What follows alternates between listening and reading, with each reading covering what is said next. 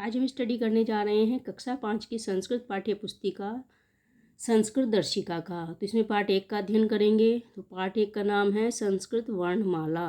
तो सबसे पहले समझिए कि वर्णमाला होती क्या है। तो वर्णमाला उसे कहते हैं जो कि वर्णों का समूह होती है, यानी कि जो वर्णों का समूह जिसका कोई ना कोई अर्थ हो, जिस वर्ण का, उसी को हम वर्णमाला कहते हैं। तो वर्ण पहले देखते हैं वर्ण क्या होता है। तो वर्ण उस छोटी से छोटी मूल ध्वनि को कहते हैं जिसके अधिक टुकड़े नहीं किए जा सकते। और वर्णों को हम क्या कहते हैं, अक्षर भी कहते हैं। तो इसीलिए वर्णों के समूह को वर्णमाला कहते हैं। अब देखिए वर्णों के भेद। तो वर्ण भेद मुख्यतः 2 प्रकार के होते हैं। पहले क्या होते हैं, हमारे स्वर होते हैं, और उसके बाद क्या होते हैं, व्यंजन होते हैं। तो पहले किसका अध्ययन करेंगे, पहले हम करेंगे स्वरों का अध्ययन। तो सबसे पहले समझिए स्वर क्या होते हैं। तो जिन वर्णों को बोलते समय किसी दूसरे वर्ण की सहायता की आवश्यकता नहीं होती, उसे हम क्या कहते हैं, उसे हम कहते हैं स्वर। तो ये संस्कृत भाषा में 13 स्वर होते हैं। अ से न, आ, छोटी बड़ी, छोटा ऊ, बड़ा ऊ, ऋ ऋ र, ए, ऐ, ओ, औ। तो ये सब क्या है, ये हैं हमारे 13 स्वर, जिनका प्रयोग हम किस में करते हैं, संस्कृत वर्णमाला में करते हैं। तो संस्कृत वर्णमाला में 13 स्वर होते हैं। अब देखिए व्यंजन। व्यंजन क्या होते हैं, जिन वर्णों को बोलते समय स्वरों की सहायता लेनी होती है। यानी कि स्वर तो बिना किसी वर्ण की सहायता के होते हैं, लेकिन व्यंजन क्या होते हैं, व्यंजन वो होते हैं जिनको हम स्वरों की सहायता से प्रयोग करते हैं। तो उन्हें हम क्या कहते हैं, उन्हें कहते हैं हम स्वर। तो ये 3 प्रकार के होते हैं। पहले होते हैं स्पर्श व्यंजन, दूसरे होते हैं अंतस्थ व्यंजन, और तीसरे होते हैं ऊष्म व्यंजन। सबसे पहले स्पर्श व्यंजन का अध्ययन करेंगे। तो स्पर्श व्यंजन क्या होते हैं। तो स्पर्श व्यंजन में के क से म तक क्रमशः 5 वर्ग होते हैं। तो कितने वर्ग हो गए हमारे, 5 वर्ग। तो प्रत्येक वर्ग में 5 वर्ण हैं। इस प्रकार कुल मिलाकर 25 स्पर्श व्यंजन होते हैं। तो कितने स्पर्श व्यंजन होंगे, 25। तो स्पर्श व्यंजन के क से म तक क्रमशः 5 वर्ग हैं। प्रत्येक वर्ग में 5 वर्ण हैं। तो इस प्रकार कुल मिलाकर 25 स्पर्श व्यंजन हैं। जैसे क वर्ग में क ख ग घ अंग खाली। ट वर्ग में ट ठ ड ढ ण। च वर्ग च छ ज झ ण। प वर्ग प फ ब भ म। त वर्ग त थ द ध न। ये सब क्या है, ये हो गए हमारे 5 वर्ग जो कि स्पर्श व्यंजन के अंतर्गत आते हैं। अब देखिए अंतस्थ व्यंजन। तो अंतस्थ व्यंजन के भी 4 वर्ण होते हैं, य र ल व। तो ये कौन से हो गए, ये हो गए हमारे अंतस्थ व्यंजन। ऊष्म व्यंजन भी 4 प्रकार के होते हैं, श, स, ह। तो ये क्या है, ये है हमारे ऊष्म व्यंजन। इस प्रकार कुल मिलाकर व्यंजन वर्णों की संख्या 33 होती है। तो संस्कृत वर्णमाला में 13 स्वर और 33 व्यंजन है। कुल मिलाकर 46 वर्ण होते हैं। स्वरों के मिलने से व्यंजन वर्णों के हलंत चिन्ह हट जाते हैं। यानी कि जब हम व्यंजन वर्ण में स्वर को मिला देंगे तो वहाँ पर क्या हो जाएगा, वहाँ पर हमारा जो हलंत चिन्ह है वो हट जाएगा। यहाँ पर देखिए क प्लस अ। तो क जब हमने स्वर नहीं मिलाया था तो उसके नीचे हलंत लगाया, लेकिन जब उसमें स्वर का वास हो गया तो वहाँ पे हलंत हट गया। म प्लस ई मी।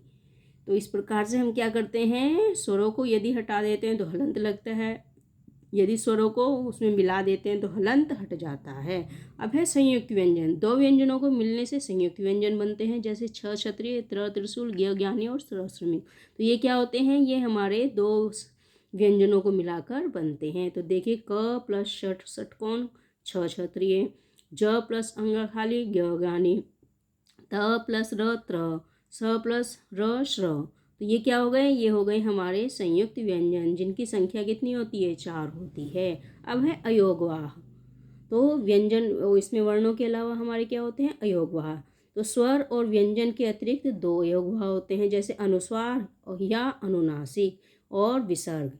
तो अनुस्वार और अनुनासिक एक ही है और विसर्ग अलग है। तो मात्रा ज्ञान। तो मात्रा ज्ञान क्या होता है, जो भी वर्ण के ऊपर लगती है उसे हम क्या कहते हैं, उसे हम कहते हैं मात्रा। तो किसी भी व्यंजन में स्वर के मिलने पर के बाद उसका हलंत लुप्त हो जाता है तो वह स्वरयुक्त व्यंजन बन जाता है। क्योंकि उसमें हलंत नहीं होता है, हलंत उसका क्या हो जाता है, लुप्त हो जाता है। तो वो क्या बन जाता है, स्वरयुक्त व्यंजन। तो यहाँ पर देखिए मात्राओं का ज्ञान। तो क प्लस अ क, यानी कि यहाँ पे क्या है, यहाँ पे स्वर है।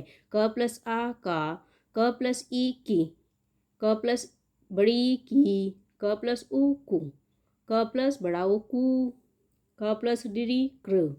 इसी प्रकार से यहाँ पर क प्लस री कृ, क प्लस र क्लर, क प्लस ए के, क प्लस ऐ कई, क प्लस ओ को, क प्लस औ कौ। तो इस प्रकार से क्या है, यहाँ पर हमने क्या किया है, हमने मात्राओं का प्रयोग किया है।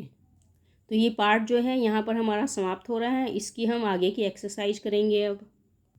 तो देखिए पहली एक्सरसाइज में क्या है, उचित उत्तर छांटिए। तो यहाँ पर हमें क्या करना है, यहाँ पर हमें उचित उत्तर छांटना है। तो व्यंजनाम कति संख्या अस्ति, तो व्यंजनों की कितनी संख्या है, तो अभी हमने पीछे पढ़ा था तो 33 है। तो 33 इसका सही आंसर है, यानी कि सही उत्तर क्या हो गया, 33। संस्कृते वर्णमालायाम कति स्वरा संति, तो संस्कृत वर्णमाला में कितने स्वर हैं, हमने अभी पीछे पढ़ा था, उसमें 13 स्वरों की संख्या होती है।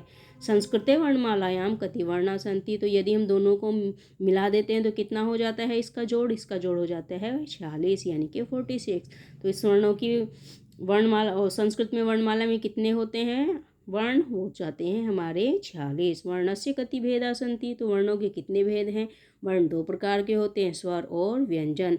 अयोगवाह कति संति, अयोगवाह भी 2 होते हैं, अनुनासिक और विसर्ग। तो इस प्रकार से क्या है, फर्स्ट में 33, सेकंड में 13 और ग में हो जाएगा हमारा 46 और घ में 2 और अणा में 2।